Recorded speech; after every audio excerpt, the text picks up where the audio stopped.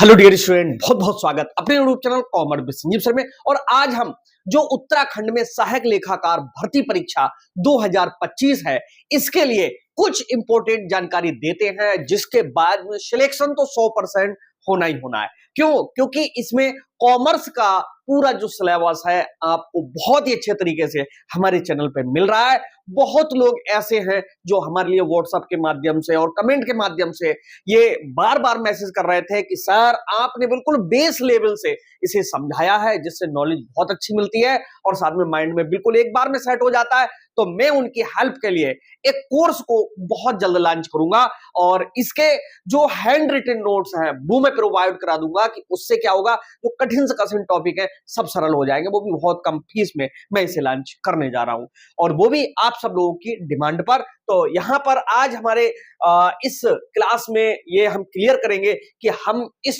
परीक्षा को कैसे क्रैक करें। यानी यूके ट्रिपल एससी की जो परीक्षा है, सहायक लेखाकार और कार्यालय सहायक, cashier, data entry operator, junior store keeper के जो पद हैं उसके लिए सिलेबस क्या है और हम कैसे महारत हासिल करेंगे, पूरा पेपर इसमें से ही मिलेगा। और सबसे अच्छी बात है, एक एक टॉपिक को कैसे हम क्लियर करें, वो क्लास जो बड़ा क्लास होगा इसी के डिस्क्रिप्शन में मैं डाल दूंगा उसका लिंक, वहां से आप देख लेना। लगभग में 1-1.25 घंटे का होगा, लेकिन वो आपके बहुत सारे डाउट्स को क्लियर कर देगा। तो आइए चलते हैं और समझाते हैं आपको कि कंपटीशन की दुनिया में भी हम आपको सबसे आगे ले जाने का पूरा पूरा प्रयास कर रहे हैं। और इससे पहले आपने देखा है कि जो एकेडमिक रिजल्ट रहे हैं सबसे टॉप के रिजल्ट रहे हैं। तो यहां पर सबसे पहले नंबर पे वित्तीय लेखांकन और कंप्यूटरीकृत लेखांकन, ये पहला इकाई में रखा हुआ सिलेबस है, जिसमें वित्तीय लेखांकन वही सेम बीकॉम वाला है। और बीकॉम वाला जो सिलेबस है उसमें जो ओनर्स का सिलेबस है, ठीक है, वो यहां पर रखा हुआ है। इसे तैयार करेंगे कंप्यूटरीकृत में, पूरा कंप्यूटराइज्ड अकाउंटिंग है, यानी इसमें थोड़ा टैली के बारे में भी आपको नॉलेज लेना होगा, और साथ साथ में कंप्यूटर में इनपुट और आउटपुट डिवाइसेस हैं, ये बहुत इंपॉर्टेंट है। तो वित्तीय लेखांकन के लिए आप सबसे ज्यादा जो ध्यान देंगे वो दोहरा लेखा प्रणाली होगी कहीं पर, वहां से काफी कुछ आएगा। देखो यहाँ पर वित्तीय लेखांकन का जो अर्थ है, दायरा का मतलब होता है यहाँ पर क्षेत्र से, ठीक है, और इसको तैयार करेंगे। ये है दोहरी प्रविष्टि प्रणाली, काफी कुछ आएगा। जर्नल होगा कहीं पर, जर्नल से काफी कुछ चीजें होंगी। तो मैं जो सिलेबस समझाऊंगा उस पर आप जरा ध्यान से देखेंगे तो सारी चीजें मैं समझाता हुआ चलूंगा। ये रहा जर्नल, इसमें जो खाते होते हैं, खातों के प्रकार, वहां से सबसे ज्यादा पूंजी खाता है, अदत्त व्यय खाता है, पूर्वदत्त व्यय खाता है, इनको रख करके और क्वेश्चन पूछ लिया जाता है ये कैसा खाता है, व्यक्तिगत है, वास्तविक है या अवास्तविक है, ये यहां से पूछ लिया जाता है। तो आगे चलते हैं वित्तीय लेखांकन के बाद। मैं अभी तो ऐसे ही सिखा रहा हूं, लेकिन जो मेन हमारा क्लास है वो इसी के डिस्क्रिप्शन में और वो अलग से देंगे। दूसरे नंबर पे वित्तीय प्रबंध और वित्तीय विश्लेषण है। यहां से हमें ये तैयार करना है, माइंड में बिल्कुल सेट कर लो, सिलेबस को ये एक तरफ हटा दो, कि हम किसी भी संस्था को चलाते हैं तो हमें रुपए पैसे की जरूरत होती है, और प्रत्येक मालिक ये चाहता है कि हम रुपए पैसे का मैनेजमेंट इस प्रकार से करें कि हमारा ब्याज कम से कम जाए और हमें सबसे कम ब्याज में या सबसे कम लागत पर पैसा उपलब्ध हो जाए। और यही नहीं, बल्कि कितने कम से कम पैसे में हम ज्यादा से ज्यादा काम चला सकते हैं, इस तरीके का किया जाने वाला जो मैनेजमेंट है वो वित्तीय प्रबंध कहलाता है। अब वित्तीय विश्लेषण, वित्तीय विश्लेषण दो शब्दों से मिलकर के बना है, वित्तीय प्लस विश्लेषण। वित्तीय का मतलब वही रुपए पैसे प्लस जो फाइनेंस का क्षेत्र है उससे यहां पर लिया गया है। फाइनेंस का मतलब होता है कि हम दूसरी संस्थाओं से जो पैसा लेते हैं और उस पैसे को अपने कारोबार में कहीं ना कहीं इन्वेस्ट करते हैं, लगाते हैं, ठीक है। तो उसका बारीकी से अध्ययन करना कि हमने जो पैसा इन्वेस्ट किया था तो उससे क्या परिणाम निकल रहे हैं, कितनी कितनी मदों में परिवर्तन हुआ और उसका क्या एक दूसरे से अनुपात है, ये सारे टॉपिक हमें इस वाले सिलेबस में पढ़ने हैं। चलो आगे, मनी एवं बैंकिंग बहुत अच्छा है। यहाँ से मुद्रा के बारे में पूछा जाएगा आपसे, और जो मुद्रा है वो उसका आविष्कार किस तरीके से हुआ, ये चीजें, और सबसे अच्छी बात मुद्रा के प्रकार, जरूर मतलब यहां से क्वेश्चन बनेगा। और मुद्रा के जो प्रकार है उसमें वस्तु मुद्रा, धातु मुद्रा, पत्र मुद्रा, प्रादिष्ट पत्र मुद्रा और उसके साथ में वर्तमान समय में आपको पता होना चाहिए कि डिजिटल मुद्रा के युग में है, जो आपकी किताबों वगैरह में अपडेट किया हुआ नहीं है। लेकिन जो एग्जाम होता है, कॉम्पिटिटिव एग्जाम होता है, उसके जो पेपर बनाते हैं वही विशेषज्ञ बनाते हैं।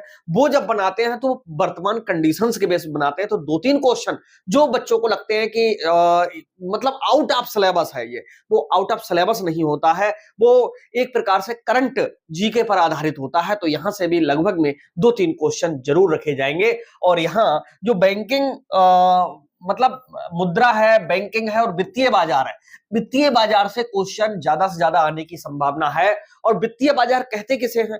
उस बाजार को कहते हैं जहां पर रुपए पैसे का लेन देन हो रहा है। और भारत में वित्तीय बाजार 2 भागों में बटे हुए हैं। एक तो हमारे वो बाजार जिन पे आरबीआई का पूर्ण रूप से कंट्रोल है, और दूसरे वो हैं जिन पे आरबीआई का कोई कंट्रोल नहीं है। कहने का मतलब है कि भारतीय रिजर्व बैंक ऑफ इंडिया से देसी महाजन हैं, साहूकार हैं, और ये जो बनिया वगैरह हैं, या जो सूदखोर लोग हैं, ठीक है, बहुत सारी ऐसी संस्थाएं हैं जो रुपए पैसे में व्यवसाय कर रही हैं, उनके लिए लिया गया है। और सबसे अच्छी बात यहां पर है कि स्टॉक एक्सचेंज के बारे में भी आपसे पूछा जाता है। ठीक है, यहां से SEBI security exchange board of India, ये बेरी बेरी आईएमपी है, यहां से आपको जरूर 2-3 क्वेश्चन मेरे हिसाब से बनने चाहिए।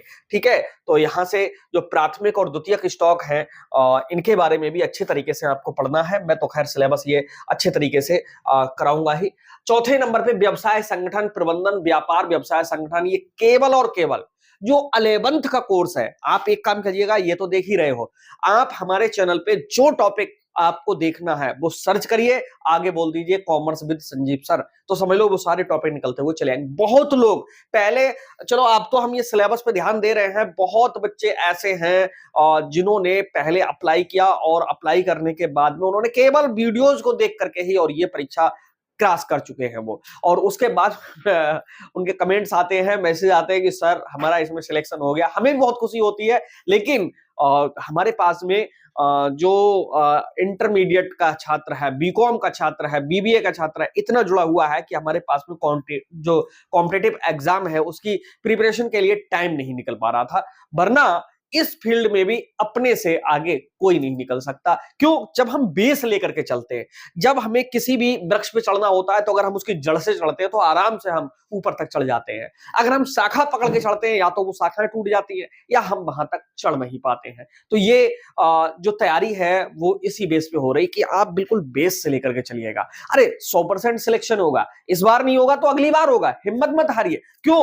अपना कर्म करते रहिए। और कहना है आपसे कि धरती चलती तारे चलते, धरती चलती तारे चलते, चांद रात भर चलता है, किरणों का उपहार बांटने सूरज रोज निकलता है, पैर मिले चलने के खातिर तुम भी प्यारे मत बैठो, जीवन में कुछ करना है हिम्मत हारे मत बैठो। हिम्मत नहीं हारना है, 100% कामयाबी मिलेगी। और ये सबसे अच्छी बात है, हर वर्ष ये वैकेंसी आती ही है।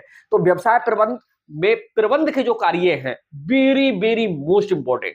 और आप प्रबंध के कार्य, हमने एक ट्रिक दी है जिसका नाम है नशा। ठीक, बस इतनी सी ट्रिक से प्रबंध के जो जितने भी कार्य हैं वो सब तैयार हो गए हैं। ठीक, तो इस नशा ट्रिक से ही नियोजन है, नियंत्रण है, निर्देशन है, ठीक है, नियुक्तियां है, और समन्वय है, संप्रेषण है, ठीक है, अभिप्रेरणा है, ये सब नशा ट्रिक है। मैंने एक क्लास अपलोड किया है प्रबंध के कार्य, टॉपिक नोट कर लो, कॉपी पे नोट कर लो। यहां से सबसे ज्यादा प्रबंध के जो कार्य हैं यहां से इस वाले पोर्शन से बनेंगे जो क्वेश्चन है, और इसी नशा ट्रिक वाले से सब एकदम क्लियर हो जाएगा।